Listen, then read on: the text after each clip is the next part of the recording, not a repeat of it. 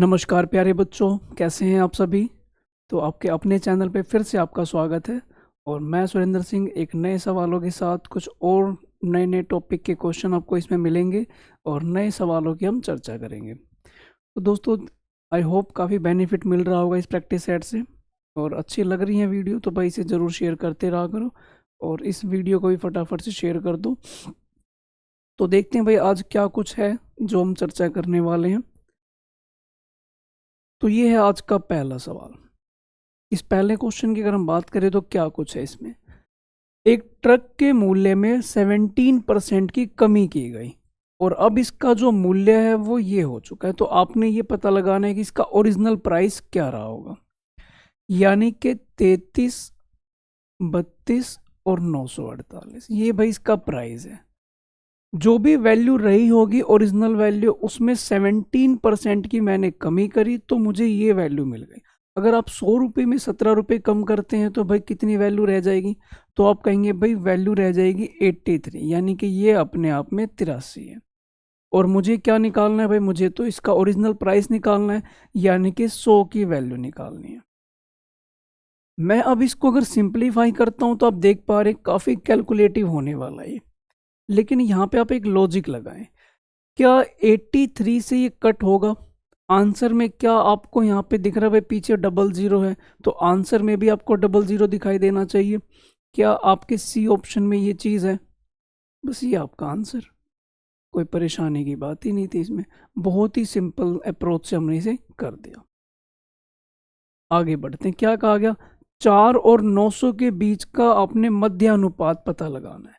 तो दोनों की मल्टीप्लाई और फिर आपने इस पे रूट कर देना है। तो ये 2 है, ये 30 है, यानी कि 60। तो भाई सी ऑप्शन आपका यहाँ पे करेक्ट होने वाला है। क्लियर है प्यारे बच्चों।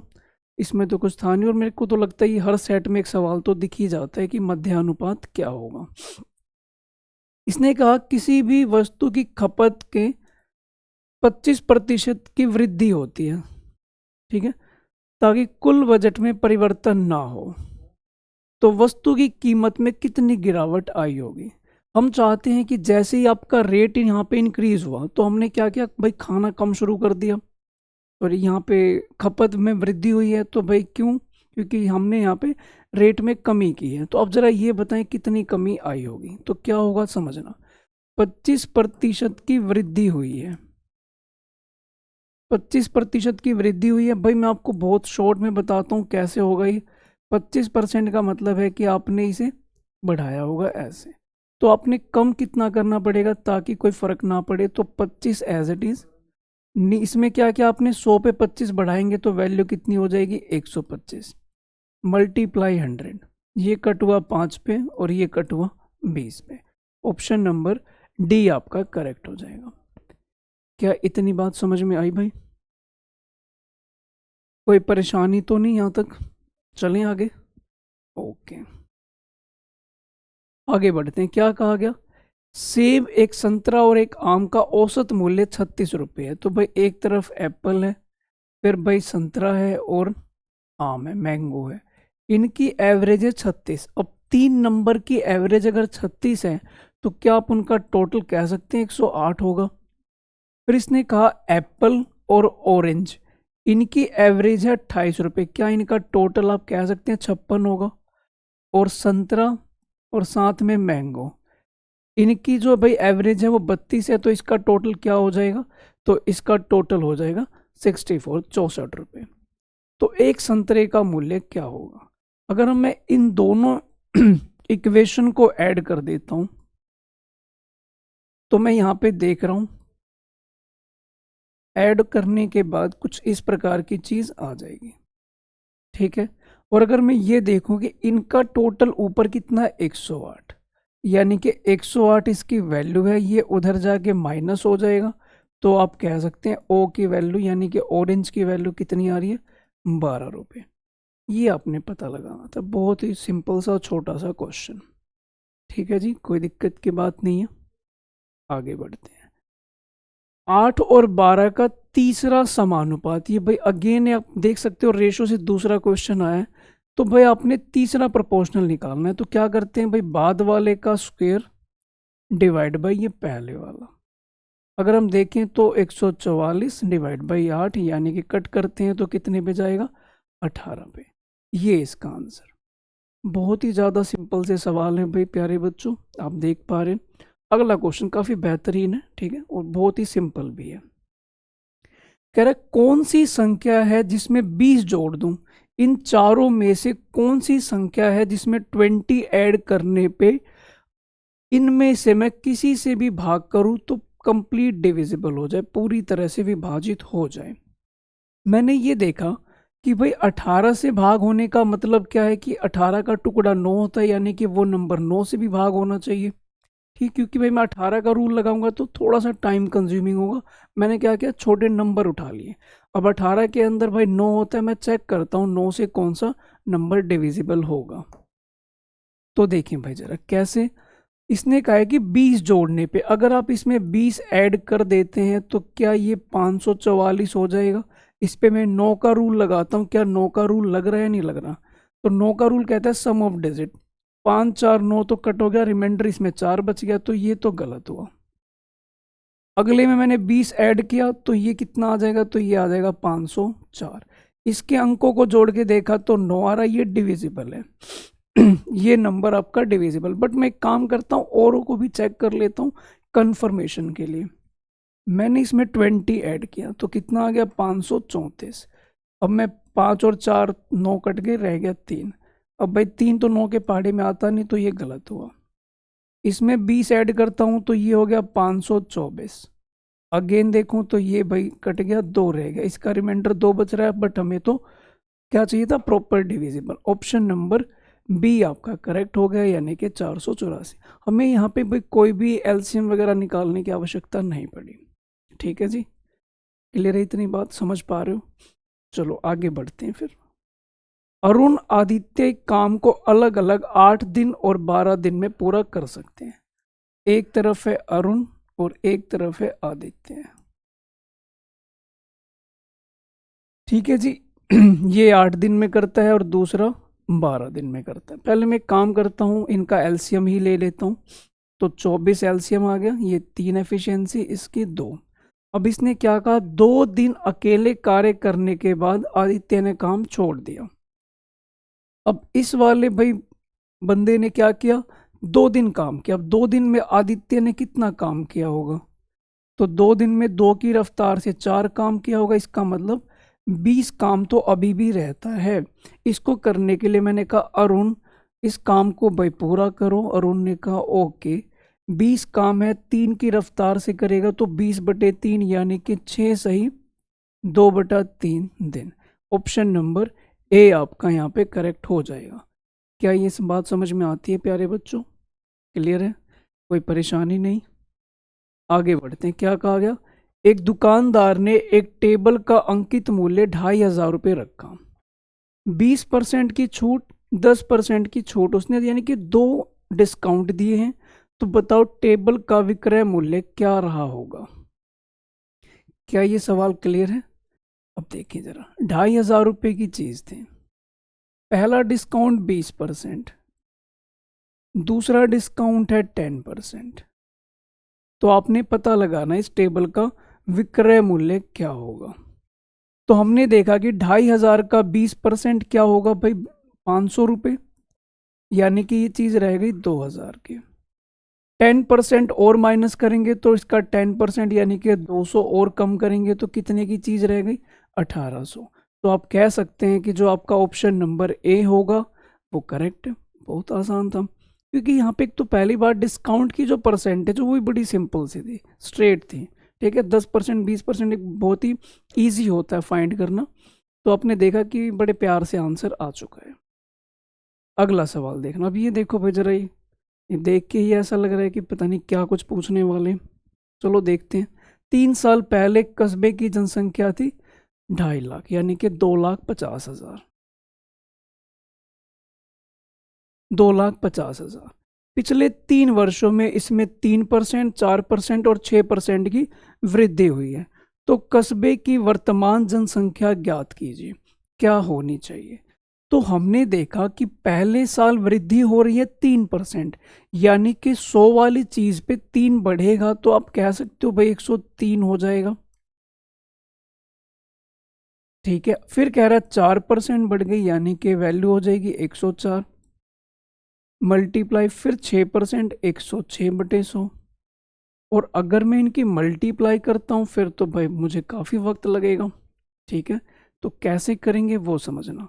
यानी कि ये फाइनली जो भी होगा वो आपका आंसर होगा इसको सिंप्लीफाई करने के बाद। इसको सिंप्लीफाई करना देखते हैं। मैं अगर ऑप्शन पे एक बार नज़र डालूं तो लगभग लास्ट की 5 डिजिट तो बिल्कुल सेम है, स्टार्टिंग की डिजिट में बदलाव आ रहा है। ठीक है जी, अब हमने क्या करा, यहाँ पे मैं लगाऊंगा सम ऑफ डिजिट, डिजिटल सम का मेथड कैसा होता है देखना। इसको जोड़ा 5 और 2 7 मल्टीप्लाई, इनको जोड़ा 3 और 1 4, इनको जोड़ा 5 मल्टीप्लाई, इनको जोड़ा 7। अब मैं इनकी गुणा करता हूँ, 7 चौक 28, 28 का मतलब ही, अब इन दोनों को जोड़ूंगा तो क्या आएगा 1। फिर भाई उसके बाद इन दोनों की गुणा कर लेता हूँ मैं, 7 पंजे 35, इनको जोड़ता हूँ तो आ रहा है 8, और 8 गुणा 1 कितना हो जाएगा 8। कुल मिला के आप ये देखो किसका डिजिट सम 8 आ रहा है, वही आपका आंसर होगा। ठीक है जी, तो हमने देखा भाई कि 8 और 1 9, कहीं ये बन जाए तो ये आप इग्नोर कर सकते हो, 8 और 1 9 जहां बन जाएगा आप इग्नोर कर देना। 6 और 3 9 बन रहे हैं, इग्नोर करो। 8 और 8 क्या हो गया 16, 16 का मतलब 1 और 6 को जोड़ेंगे तो क्या आएगा 7। आपको तो क्या चाहिए था 8। अगर एक बात देखो, इसका डिजिट सम 7 बैठ रहा है तो एक नंबर अगर बढ़ जाए तो डिजिट सम क्या आ जाएगा 8। अब एक नंबर किस में बढ़ रहा है, ऑप्शन नंबर सी में। यहाँ पे 1 आ रहा है, यहाँ पे अगर 2 हो गया तो अब इसका डिजिट सम आपने फाइंड नहीं करना, आप खुद से ऑब्जर्व करें कि जब इसका 7 आ रहा है, यहाँ पे 1 इंक्रीज हो रहा है, तो इसका डिजिट सम बाय डिफॉल्ट 8 ही तो होगा। यानी कि आपका आंसर क्या करेक्ट होगा, ऑप्शन नंबर सी। क्या ये बात समझ में आई प्यारे बच्चों? काफ़ी इंपॉर्टेंट क्वेश्चन है और आप देख सकते हैं बड़े प्यार से सॉल्यूशन हो चुका है, वरना आप इसकी मल्टीप्लाई में ही कई दिन निकाल देते हैं। ठीक है, समझ आ गया? अच्छा जी, अगला सवाल देखें। यदि त्रिज्या r1 इकाई वाले एक गोले का वक्र पृष्ठीय क्षेत्रफल, यानी कि एक हमारे पास यहाँ पे भाई है जिसकी त्रिज्या है r1 वाले एक अर्ध गोले को संपूर्ण पृष्ठीय क्षेत्रफल के बराबर है। भाई यहाँ पे एक अर्ध गोला है, इसका रेडियस है r2, तो इसका जो वक्र पृष्ठीय क्षेत्रफल है इसके संपूर्ण पृष्ठीय क्षेत्रफल के बराबर है। तो पूछ रहा है कि इस r2 की क्या वैल्यू होगी। इसको अगर मैं सिंप्लीफाई करूं तो 4 पाई r1 का स्क्वायर। कंप्लीट क्या होता है भाई, वक्र पृष्ठ कंप्लीट क्षेत्रफल क्या होता है, तो 3 पाई r स्क्वायर, और रेडियस को इसने r2 नाम दिया है तो मैंने r2 दिया, यहाँ पे r1। पाई से पाई कैंसिल, 3 इसके डिवाइड में। ठीक है, अब हमने क्या करा, स्क्वायर है तो भाई स्क्वायर भी डाल दो। इसका आ गया 2 बाहर, इसका स्क्वायर से बाहर निकलेगा और नीचे रह जाएगा √3। तो आप देख पा रहे हैं 2r1 डिवाइड बाई √3, ये भाई आपका आंसर। ठीक है भाई, ये समझ पा रहे हो ना भाई, इसका मतलब यही है 2/√3 और r1 मल्टीप्लाई में, तो ये भाई आपका आंसर होगा। क्या कोई परेशानी है, कोई दिक्कत? आई होप समझ में आ रहा होगा प्यारे बच्चों सभी को। और वीडियो भाई अच्छी लग रही है तो इसे शेयर करते रहें, कोई कंजूसी नहीं करेगा कोई भी बच्चा। ठीक, और भाई कमेंट ज़रूर बताया करें अगर किसी प्रकार का आपने कुछ सजेशन सुझाव देना हो, वीडियो कैसी लगी हो, सारी चीज़ें वो भाई अपने थोड़े से मन के विचार भी बाहर आने दो, ताकि हम भी तो देखें भाई कि आप क्या कुछ हमारे बारे में सोच रहे हैं, विचार रहे हैं, कैसे आपको वीडियो लग रही है, वो सारी चीज़ें आप बता देना। ठीक है, अगला क्वेश्चन देखिए क्या कहा गया। तो इन्होंने कहा कि 11,500 की धनराशि वार्षिक 5% की दर से चक्रवृद्धि ब्याज पर उधार ली जाती है। इसमें ब्याज वार्षिक रूप से चक्रवृद्धि है। 2 वर्ष बाद कितनी राशि का भुगतान करना होगा। यानी कि मैंने आपको 11,500 रुपये दिए और मैंने कहा ठीक है 5% के लिए ले लो। अब बताओ आप मुझे भाई कितनी राशि दोगे कंप्लीटली। 11,500 रुपये हैं, अब आपको 2 बार 5-5% देना है, ठीक है जी। तो आपने पता लगाना है कितना ब्याज हो जाएगा। अगर मैं पहला साल देखूं तो इसका 5% निकालता हूं तो कितना आएगा, तो आप कहेंगे 575। जब दूसरा वर्ष आएगा तो आप कहेंगे अगेन 575 मुझे मिलना चाहिए, और इस पे भी तो मैं 5% लूँगा। तो मैंने मल्टीप्लाई की 5, फिर 5 सत्ते 35 और 2 37, 5 पंजे 25 और 3 28, और क्योंकि 5% है तो भाई पीछे से 2 अंकों के बाद डेसिमल। हालांकि मैं अगर देखूं तो ऐड करने पे 75 आएगा, बट 75 यहाँ पे 2 के पास है। मैं इन सभी को जोड़ लेता हूँ। इसका टोटल अगर मैं देखूं तो 1150, और उसमें मुझे 28.75 भी जोड़ना है। अगर मैं इनको जोड़ता हूँ तो देख पा रहा हूँ 1178.75। अब इसमें 11500 भी अगर मैं जोड़ दूँ तो बस जोड़ने की आवश्यकता नहीं है, 0.75 तो आएगा ही आएगा। अब मैं इनको देख पा रहा हूँ तो 7-8 आ रहे हैं, अब लास्ट में 7-8 इसी में आ रहा है। बस ये आपका आंसर है। तो अब थोड़ा बहुत ये है कि भले आप अपनी 1 सेकंड बचाएं, वो भी महत्वपूर्ण है, कहीं ना कहीं वो भी काम आने। तो यानी कि ये सारा खेल जो है वो टाइमिंग का बहुत बड़ा रोल है इसमें। सवाल आना भाई एक फैक्टर है, और सवाल टाइम के अकॉर्डिंग कर पाना ये आपकी दूसरी जिम्मेदारी है। कि कंपटीशन तो भाई आफ्टर ऑल इसी चीज़ का है ना, कि आपने विद इन टाइम वो पूरा किया या नहीं किया। आगे बढ़ते हैं। एक जैकेट का अंकित मूल्य 3500 रुपये है। दुकानदार उस पर 5% की छूट देने के बाद नए मूल्य पे 15% की छूट देता है और पुनः 20% की छूट देता है।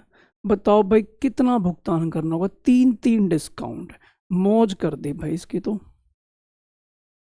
3500 रुपये की एक चीज़ थी, 5% का डिस्काउंट। 5% को प्यार से 1/20 कहा जाता है। इसका मतलब इसने ये चीज़ भाई कितने की बेची होगी, तो 19/20 में। अगला डिस्काउंट है 15%। 5% अगर 1/20 हुआ तो 15% क्या 3/20 हुआ। अब ये 3/20 है। अब 20 पे 3 रुपये अगर आप माफ करते हैं तो कितने का बेचेंगे, 17/20 का। ओके, फिर उसके बाद 20% की और छूट मिल गई। अब 20% को क्या बोलते हैं फ्रैक्शन में, 1/5। यानी कि इस पे भी आपको जो डिस्काउंट है वो 4/5। क्लियर है इतनी बात। अब आपने ये सिंप्लीफाई करना है। तो मैंने देखा 2 0 तो कैंसिल, 2 और 2 ये 4 से ये 4 कैंसिल, 5 से ये 7 भी कैंसिल। अगर मैं मल्टीप्लाई करूं 7 गुणा 9 63 का 3, 3 की 7 से गुणा, 3 सत्ते 21, लास्ट में 1 आना चाहिए। बस खत्म भाई, कोई मल्टीप्लाई नहीं करनी आपने। अगर यूनिट डिजिट अलग है, आप मल्टीप्लाई कर रहे हो तो यूनिट डिजिट यहाँ से आपको आंसर दे देगा बड़े प्यार से। क्लियर है इतनी बातें, पक्का, कोई परेशानी नहीं। हाँ जी, तो चले आगे फिर। एक ट्रक और 4 कारों का औसत 48 है। ट्रक के वजन को अलग कर दें तो इसमें 1 किलो की कमी हो जाती है। ट्रक का वजन क्या है। एक बात बताएं, टोटल 5 व्हीकल थे जिनका सभी का वेट हमने 48 मान लिया, 48 मान लिया, ठीक है। जब ट्रक को अलग किया गया, यानी कि जब हमने ट्रक यहाँ से हटाया तो सभी में 1 किलो की कमी आई है। मतलब जो 4 कार्स रह गई उनमें 1-1 किलो की कमी आई है। यानी कि आप कह सकते हैं भाई जो ट्रक था वो अपने साथ 4 किलो ले गया होगा। यानी कि 48 से कहीं ना कहीं ज़्यादा ही वजन रहा होगा।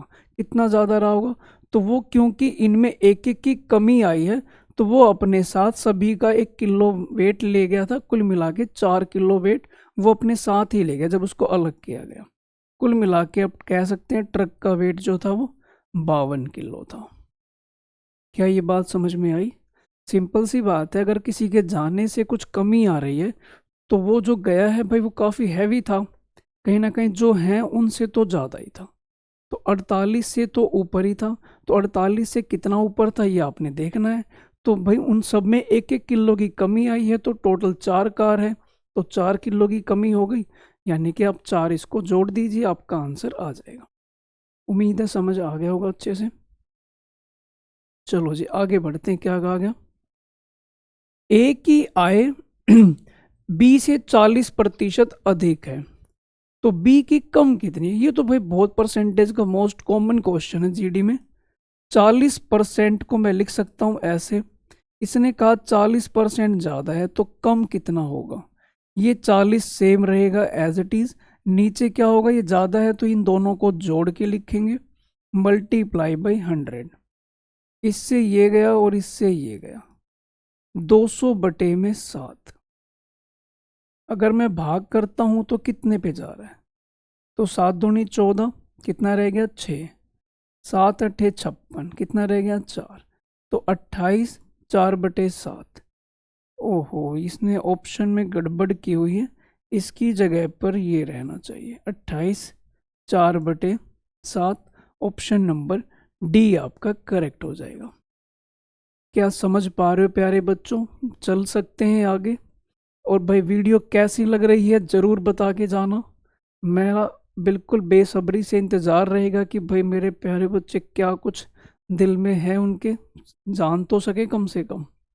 इसने क्या कहा, ये 3 आपको यहाँ पे लंबाई चौड़ाई ऊंचाई दे रखी है, और ये घनाभ था, पिघलाकर आपने 4 सेंटीमीटर भुजा वाले घन बनाने हैं तो कितने बना सकते हैं। मैंने देखा भाई उसका आयतन क्या है घनाभ का, तो वो होता है LBH, तो 12, 8 और 8, ये इस भाई इसका आयतन आ गया। ठीक है, जब आपने इसे पिघलाया तो क्या बन गया भाई, घन बना, जिसकी भाई भुजा कितनी थी 4, 4, 4, तो उसका आयतन भी क्या होगा। ये सोल्व करते हैं, इससे कट गया ये 2 पे, इससे कट गया 2 पे, और इससे कटा ये 3 पे, 3 दूनी 6, दूनी 12। Option number C. बहुत ही भाई प्यारे सवाल चल रहे हैं, और उम्मीद है समझ भी पा रहे होगे अच्छे से, कोई परेशानी नहीं हो रही होगी। देखिए भाई जरा क्या है, 35 मीटर सेकंड को जरा किलोमीटर में कन्वर्ट करें।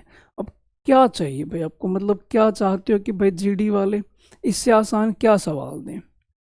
35 मीटर पर सेकंड है, इसको कन्वर्ट करना चाहते हैं आप मीटर पर किलोमीटर पर आवर में, तो 18/5 से मल्टीप्लाई, ये गया 7 पे, 18 गुना 7 कितना होता है 126।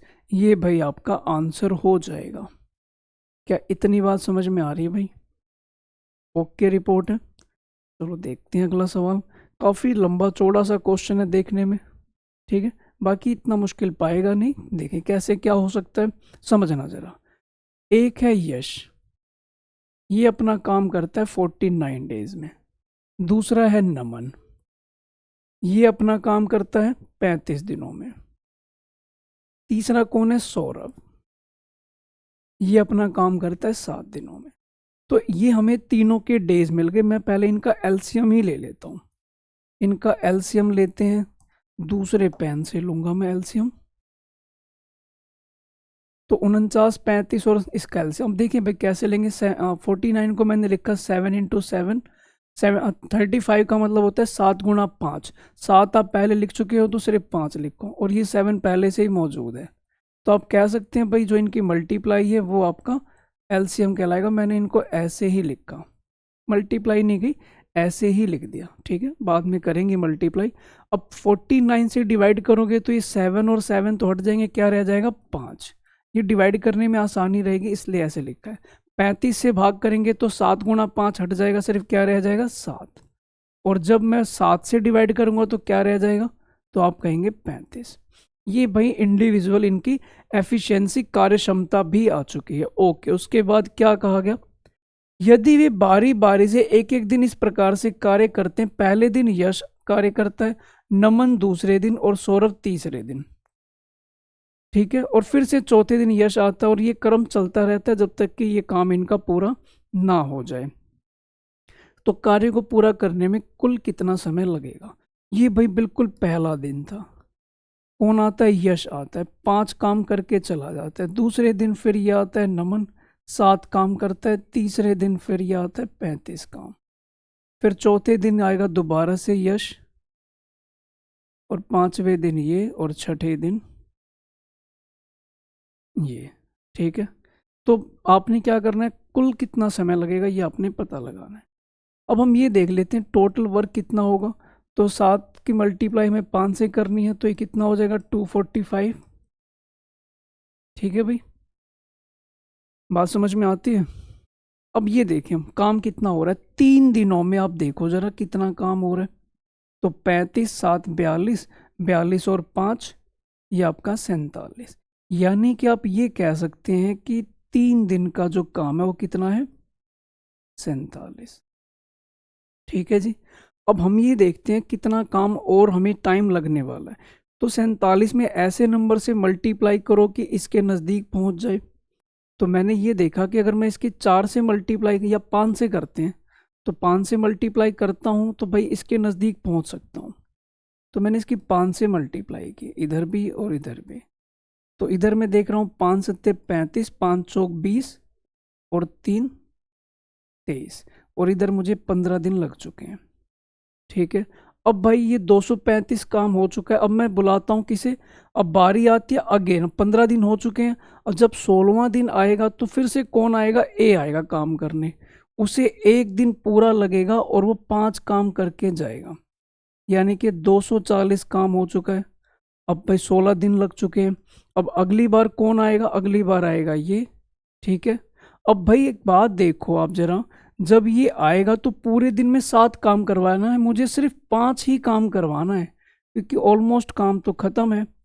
तो भाई इस बंदे को पूरा दिन ना लग के कितना लगेगा 5/7। तो अगर मैं आंसर की बात करूं तो आंसर हो जाएगा 15 और 1 16 जमा 5/7।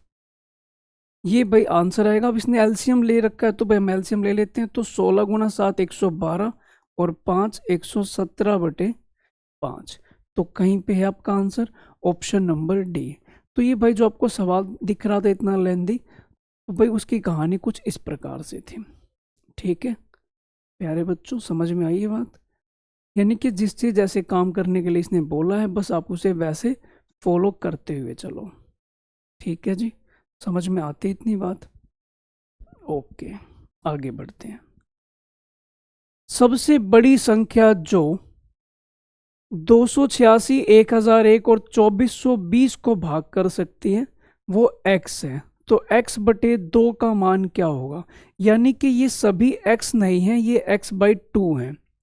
तो मुझे बताना अगर ये x/2 है तो x का मान क्या रहा होगा 10। ये x है तो x डबल x क्या होगा भाई 9, इसका क्या होगा 11 और इसका क्या रहा होगा 12। ये सभी भाई x की पॉसिबिलिटी है जो हो सकते हैं, x की पॉसिबिलिटी। चलो अब मैं देखता हूं कि क्या ये जो x आया है इन सभी को भाग कर सकता है या नहीं। क्या 10 से ये भाग हो सकते हैं, नहीं, तो ये बस गलत हुआ। उसके बाद दूसरा ले लूं मैं कलर, अच्छा सा नहीं लग रहा मुझे काटते हुए, ये लो ऐसे गया। अब दूसरा 9 देखो, क्या ये 9 से भाग हो सकता है, 9 से तो ये 1001 का भी भाग ही नहीं हो सकता, इसका सम ऑफ डिजिट 9 के पहाड़े में आता ही नहीं, ये भी गलत। 11 का रूल, 11 का रूल क्या कहता है, इनको जोड़ो 6 और 2 8 और बीच वाला घटेगा तो क्या आ गया 0। ओके भाग हो रहा है। इसको देखो जरा, ये 0 ये 0 में 1 जोड़ेंगे तो ये भी 1, यानी कि 1 और 1 आ रहा है, इसका मतलब इसका गैप भी कितना आ रहा है 0। इसकी बात करते हैं, 0 और 4 कितना हो गया 4, और 2 और 2 कितना हो गया 4, तो गैप कितना है इसका भी 0। तो भाई ये तो हो गया, यानी कि वो नंबर क्या रहा होगा, वो नंबर आपका सी रहा होगा। 12 से क्या डिविजिबल है, 12 के पहाड़े में 1001 नहीं आता क्योंकि 12 एक इवन संख्या है और ये एक विषम संख्या है, ओड नंबर है। क्या इतनी बात समझ में आई भाई। एलसीएम एचसीएफ के नॉर्मली सवाल आप हमेशा बाई ऑप्शन कर सकते हैं, ठीक है, शायद कभी कभार हो सकता है नीड पड़े, बाकी जनरली आप बाई ऑप्शन आराम से कर सकते हैं। अगला सवाल देखें।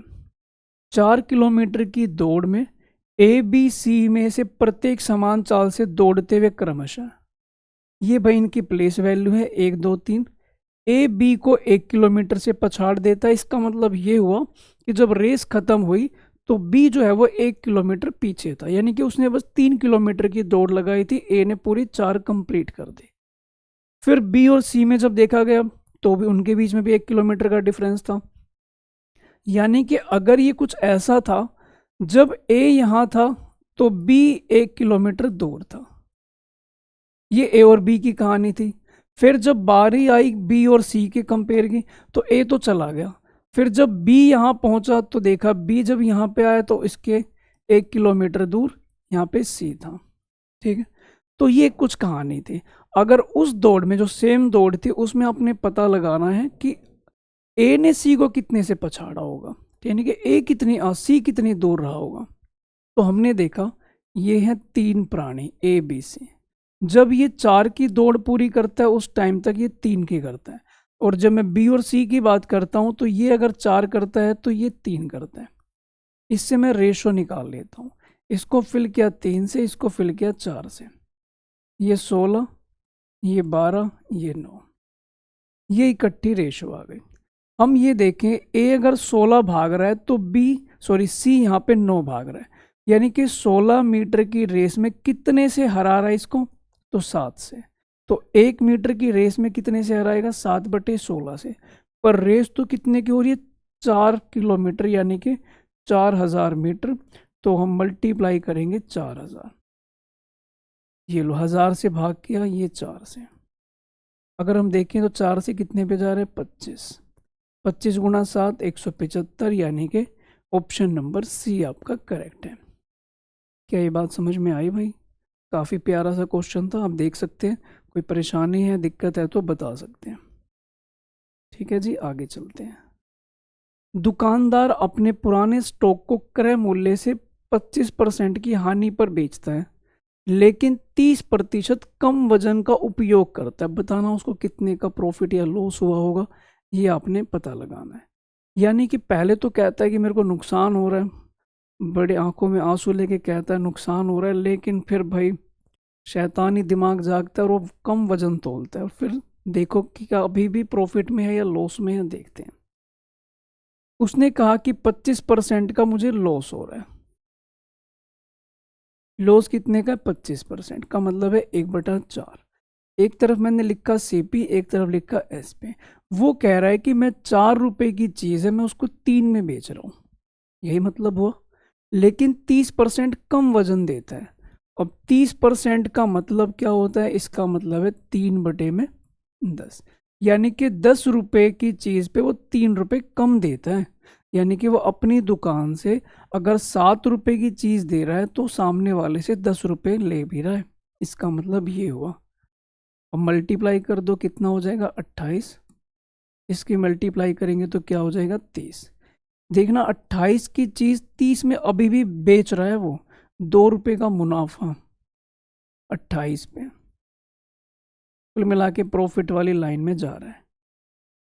इसको अगर मैं भाग करता हूँ तो आप देख सकते हैं कितने पे जाएगा ये, 100/14 कितना होता है, 7.14। ऑप्शन नंबर C प्रॉफिट हो रहा है। मौज ही मौज है, कोई परेशानी नहीं।